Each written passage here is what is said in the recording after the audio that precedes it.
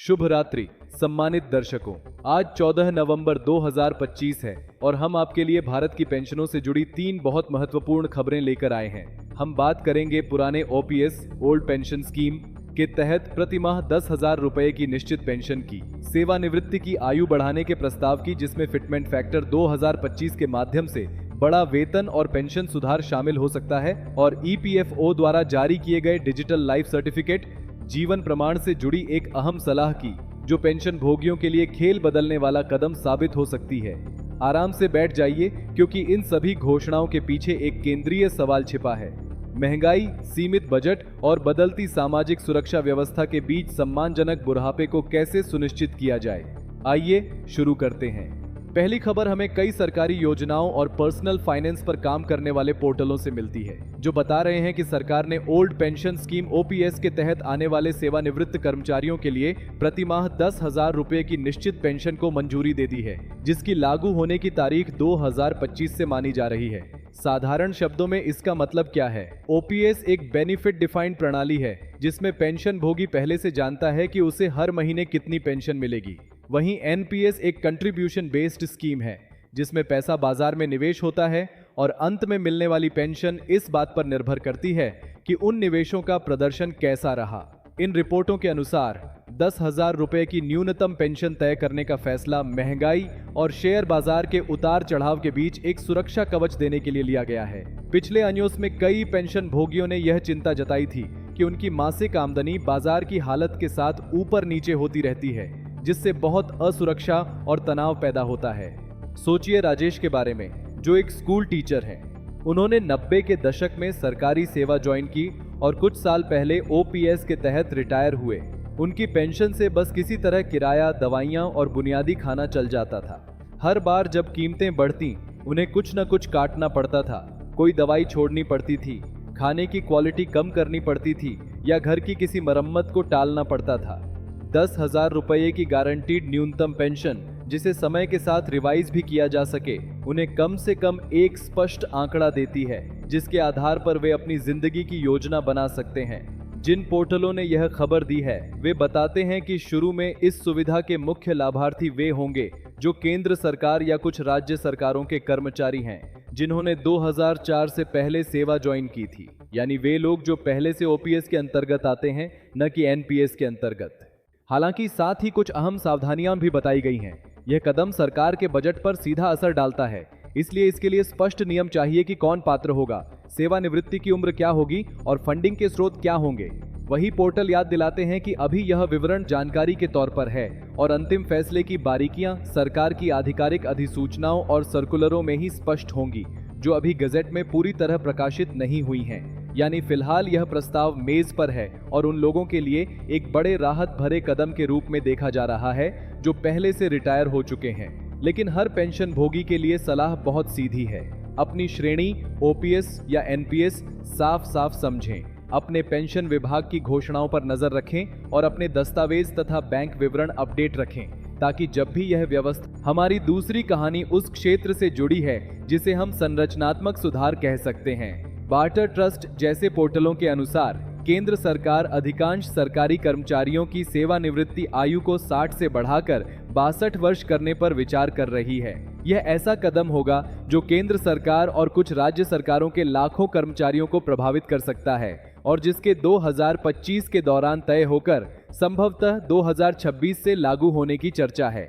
आज की स्थिति में सामान्य नियम यह है कि ज्यादातर केंद्रीय सरकारी कर्मचारी 60 वर्ष की उम्र में सेवानिवृत्त होते हैं, जबकि न्यायाधीश, शिक्षक और डॉक्टर जैसे कुछ वर्ग 62 या 65 वर्ष तक सेवा कर सकते हैं। यह उनके पद पर निर्भर करता है।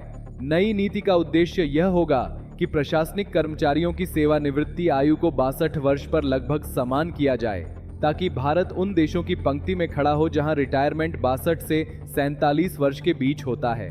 यह बढ़ोतरी क्यों सोची जा रही है? क्योंकि औसत जीवन प्रत्याशा अब 70 वर्ष से अधिक हो चुकी है। इसीलिए बहुत से लोग अधिक समय तक काम करने की स्थिति में हैं। साथ ही सरकार को अनुभवी कर्मियों की कमी का सामना करना पड़ रहा है और अनुभवी कर्मचारियों को कुछ साल और सेवा में बनाए रखने से उत्पादकता बनी रहती है और प्रशिक्षण की लागत कम होती है। और जब सेवानिवृत्ति को आगे की तारीख तक टाल दिया जाता है तो पेंशन व्यय पर दबाव कुछ हद तक कम होता है, क्योंकि लाखों कर्मचारी पेंशन भोगी बनने में देर से प्रवेश करते हैं। जरा कल्पना कीजिए अनीता की, जो 59 वर्ष की एक अधिकारी हैं और किसी मंत्रालय में काम करती हैं।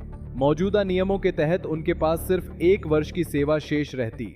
नए ढांचे के साथ वह 62 वर्ष तक काम कर सकती हैं, जिसका मतलब है 2 साल अतिरिक्त वेतन और भत्ते, 2 साल और योगदान, जो भविष्य में अधिक पेंशन में बदल जाएगा, और उनके पारिवारिक योजनाओं में पूरी तरह बदलाव, जैसे शायद घर बदलने की योजना टालना, बच्चों की मदद घर खरीदने में कब और कैसे करनी है यह दोबारा सोचना, या अपने बचत की रणनीति को फिर से व्यवस्थित करना। लेकिन कहानी का दूसरा पक्ष भी है। जो युवा छात्र सिविल सेवा या अन्य सरकारी प्रतियोगी परीक्षाओं की तैयारी कर रहे हैं, उनके लिए हर रिटायरमेंट के साथ खाली होने वाली पोस्ट एक अवसर होती है। यदि कर्मचारी 2 साल अधिक सेवा में बने रहते हैं तो रिक्तियां धीरे धीरे खुलेंगी और हर पद के लिए प्रतिस्पर्धा और भी कड़ी हो जाएगी।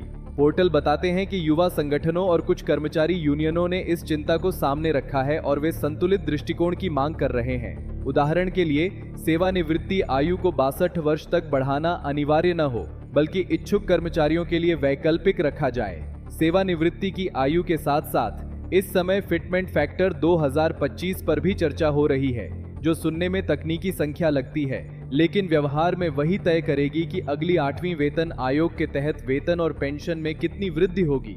फिटमेंट फैक्टर दरअसल एक गुणांक है जो पुराने बेसिक वेतन पर लागू होकर नया बेसिक तय करता है।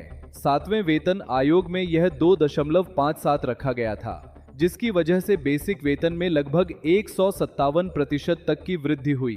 यही गुणांक सेवानिवृत्त कर्मचारियों की पेंशन को दोबारा कैलकुलेट करने के लिए भी इस्तेमाल किया गया था। यहाँ हम मोहम्मद का उदाहरण ले सकते हैं, जो किसी मंत्रालय में मिड लेवल कर्मचारी हैं, जिनके बच्चे स्कूल में पढ़ रहे हैं और जिन पर हाउस लोन चल रहा है। अगर उनके बेसिक वेतन में फिटमेंट फैक्टर की वजह से अच्छा खासा इजाफा होता है और साथ ही 2 साल अतिरिक्त सेवा का अवसर भी मिलता है, तो वह अपनी मासिक EMI के दबाव को कम कर सकते हैं, रिटायरमेंट के लिए अधिक बचत कर सकते हैं और अपने परिवार की जीवन गुणवत्ता जैसे शिक्षा और स्वास्थ्य दोनों में सुधार ला सकते हैं। बेशक इन सब का खर्च भी सरकार पर पड़ता है। ऊंचा फिटमेंट फैक्टर और बढ़ी हुई सेवानिवृत्ति आयु का मतलब है 2 साल तक वेतन और भत्तों में अतिरिक्त खर्च और फिर उसके बाद कई दशकों तक अधिक पेंशन का बोझ। यही कारण है कि सरकार महंगाई, राजस्व संग्रह और अपनी वित्तीय क्षमता को बहुत ध्यान से देखकर ही अंतिम आंकड़े घोषित करना चाहती है। इस दूसरी खबर की निष्कर्षात्मक बात 2 हिस्सों में बंटी है। एक तरफ तीसरी खबर का लहजा बहुत व्यावहारिक है, लगभग जनसेवा जैसा, लेकिन यह बेहद अहम है। Employees provident fund organisation EPFO ने एक ऐसा नोटिस जारी किया है जिसे कई मीडिया संस्थान डिजिटल लाइफ सर्टिफिकेट, जिसे जीवन प्रमाण भी कहा जाता है, के इस्तेमाल को लेकर एक सच्चा गेम चेंजर बता रहे हैं। पृष्ठभूमि यह है कि डिजिटल लाइफ सर्टिफिकेट जमा करने की आखिरी तारीख 30 नवंबर है और कई वर्षों से इसका मतलब होता था लंबी कतारें, 30 नवंबर सफर की परेशानी और पेंशन भोगियों के लिए तरह तरह की दिक्कतें, खासकर उन बुजुर्गों के लिए जो उम्र दराज हैं या अपने मूल स्थान से बहुत दूर रहते हैं। अब तक नियम साफ तो था, लेकिन असुविधाजनक था। पेंशन जारी रखने के लिए हर साल पेंशन भोगी को अपना लाइफ सर्टिफिकेट बैंक, डाकघर या उस संस्था में जाकर जमा करना पड़ता था जो पेंशन का भुगतान करती है। इसका मतलब था शारीरिक रूप से वहां पहुंचना, जो कई लोगों के लिए चलने फिरने या स्वास्थ्य संबंधी समस्याओं के कारण बहुत कठिन हो जाता था। अब क्या बदला है? EPFO ने डिजिटल लाइफ सर्टिफिकेट कैंपेन 4.0 की शुरुआत की है और इसमें फेस रिकॉग्निशन, चेहरा पहचान तकनीक को जोड़ा गया है, जिसके जरिए सिर्फ फ्रंट कैमरा और इंटरनेट वाले स्मार्टफोन की मदद से लाइफ सर्टिफिकेट भेजा जा सकता है। जारी की गई गाइड के अनुसार पेंशन भोगी के पास एंड्रॉयड मोबाइल, स्थिर इंटरनेट कनेक्शन और ठीक ठाक कैमरा होना चाहिए। उसका आधार नंबर उस संस्था से लिंक होना चाहिए जो पेंशन का भुगतान करती है और मोबाइल नंबर भी आधार से लिंक होना जरूरी है ताकि SMS के जरिए लिंक और OTP आदि मिल सके। इसके अलावा प्ले स्टोर से 2 ऐप इंस्टॉल करनी पड़ती, 2 हैं, आधार फेस RD और जीवन प्रमाण फेस ऐप। संक्षेप में प्रक्रिया इस तरह काम करती है। सबसे पहले पेंशन भोगी या ऑपरेटर आधार फेस RD ऐप खोलता है और छोटी सी ऑथेंटिकेशन प्रक्रिया पूरी करता है। फिर जीवन प्रमाण फेस ऐप में जाता है, जहां नाम, आधार नंबर और पेंशन खाते से जुड़े विवरण भरने होते हैं।